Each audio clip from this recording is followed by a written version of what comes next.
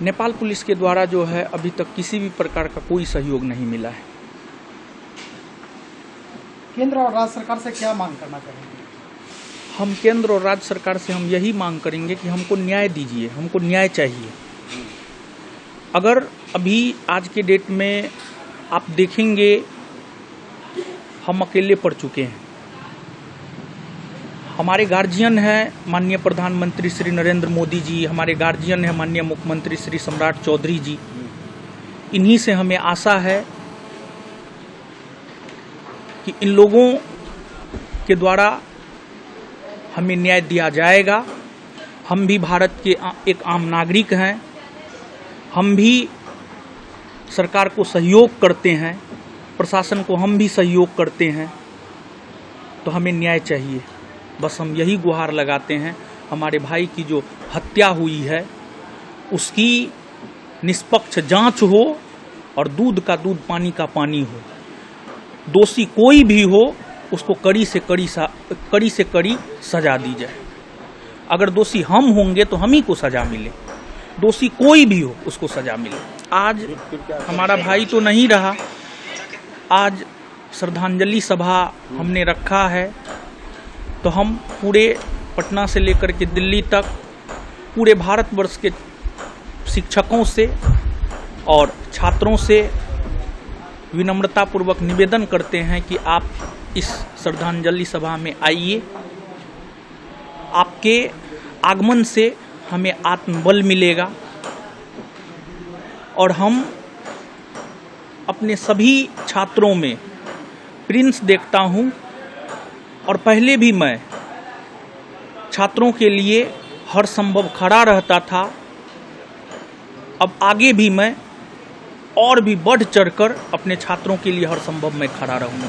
4 घंटा के भीतर जो है हमको अरेस्ट करके जेल में डाल दिया जाता है, लेकिन वो भी झूठा केस में।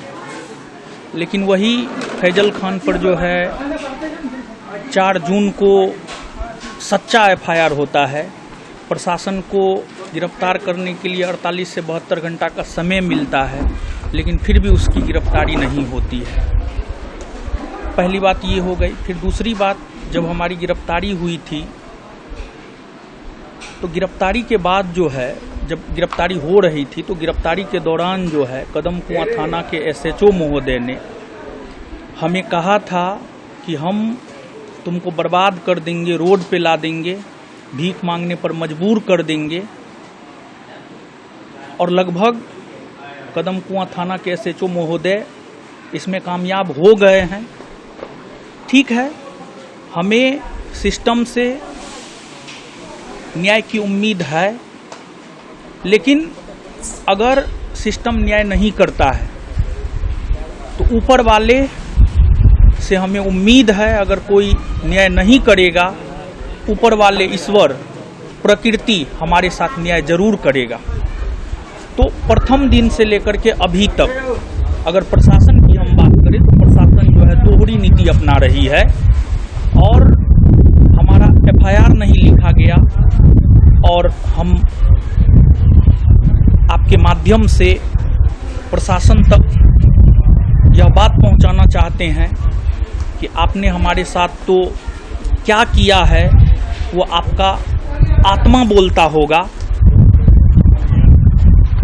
आप सबसे झूठ बोल सकते हैं, लेकिन आप अपने आप से झूठ नहीं बोल सकते हैं। आपने हमारे साथ कितना दुर्व्यवहार किया है प्रथम दिन से लेकर के आज तक, वो आपको पता है। लेकिन हम यही कहेंगे कि हमारा जो FIR नहीं लिया गया है उसको एक्सेप्ट किया जाए, और हमारे FIR की बातों को जो है कल यानी 25 जून को जो सुनवाई है, हमारे FIR की बातों को जो है उसमें शामिल किया जाए। हम आपके माध्यम से जो है यह प्रशासन को कहना चाहते हैं।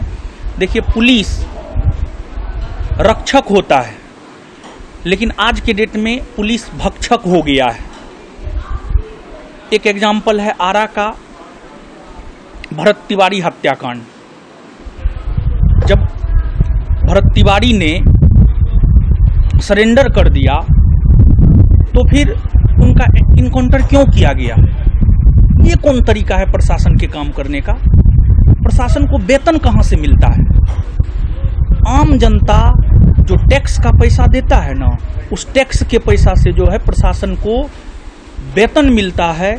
आप जनता के रक्षक हैं, आप जनता के भक्षक नहीं हैं। आपने जिस प्रकार का कार्य मेरे साथ किया है, जिस प्रकार का कृत्य मेरे साथ किया है, आपके गलत कार्रवाई के वजह से आज हमारा भाई हमारे साथ नहीं है।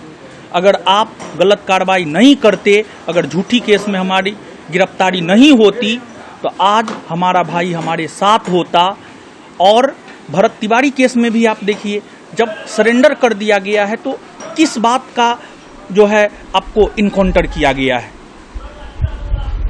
तो प्रशासन को समझने की ज़रूरत है, सही तहकीकात की ज़रूरत है, और लोगों को आपसे न्याय की उम्मीद होती है। लेकिन आप पता नहीं किसके इशारे पर क्या कर रहे हैं, लेकिन फिर भी हम गुजारिश करते हैं, हम सिफारिश करते हैं, हम विनम्रता पूर्वक निवेदन करते हैं बिहार सरकार से कि हमें न्याय दे। हमको तो ऐसा लगता है कि हम हार चुके हैं, सिस्टम से हार चुके हैं, लेकिन फिर भी उम्मीद पर दुनिया कायम है। और हम यही उम्मीद करते हैं कि ठीक है, आज तक आपने हमारे साथ अन्याय किया है, अब तो न्याय कर दीजिए। अब तो आप मेरा भाई भी छीन लिए। अगर हमारा भाई आज मेरे साथ नहीं है तो उसमें प्रशासनिक गलतियां भी है।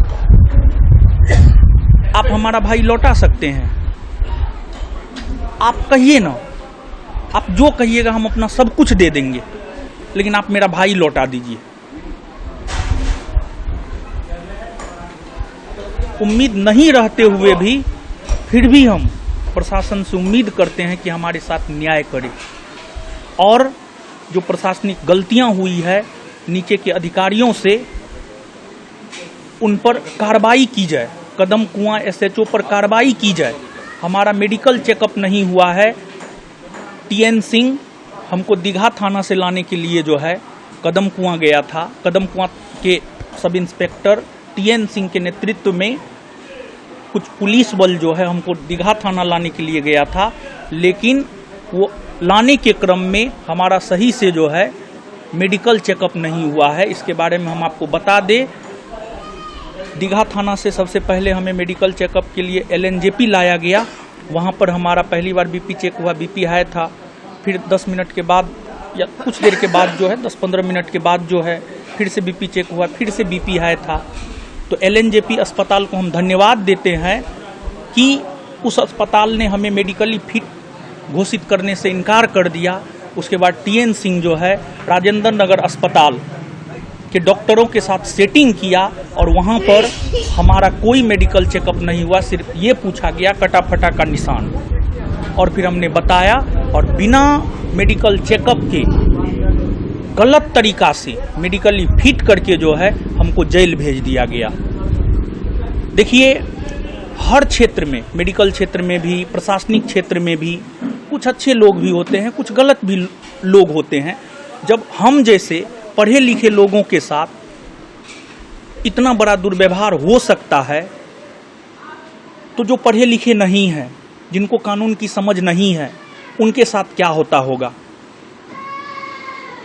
तो प्रशासनिक गलतियां भी हुई है, इस चीज को एक्सेप्ट करके जो है कार्रवाई होना चाहिए, यह भी हमारी मांग है, और हमें न्याय चाहिए। पोस्टमार्टम रिपोर्ट में अभी कुछ भी क्लियर नहीं है। एक वेसरा रिपोर्ट आता है, उसके बाद जो है कुछ भी क्लियर होगा। देखिए, दुनिया कुछ भी माने, लेकिन हम इस बात को मानते हैं, हमारे भाई का हत्यारा फैजल खान और किसान कोल्ड स्टोर के मालिक RS प्रसाद है, क्योंकि इन लोगों के द्वारा ही मीडिया में गलत बयानबाजी करके हमारे ऊपर झूठा केस, हमारे भाई के ऊपर झूठा केस करवाया गया। हमारी अरेस्टिंग हुई, हमारा भाई कुछ भी समझ नहीं पाया, वो आनन फानन में इधर उधर भागा, और हमें जमानत नहीं मिल रहा था, जिस वजह से भी वो काफ़ी परेशान चल रहा था। तो घटना का कनेक्शन कहीं ना कहीं 2 जून रात 10 बजे की घटना से है। हमारी भाई की जो हत्या हुई है उसका संबंध 2 जून की घटना से है। इसका जिम्मेवार फैजल खान और किसान कोल्ड स्टोर के मालिक RS प्रसाद है। दुनिया कुछ भी माने, सच यही है और ये बात साबित होगा, चाहे आज होकर के रहे, कल होकर के रहे, 6 महीना के बाद होकर के रहे, लेकिन यह बात सच साबित होगा। देश दुनिया की ताजा खबरें और वीडियोस के लिए अभी डाउनलोड करें पत्रिका ऐप।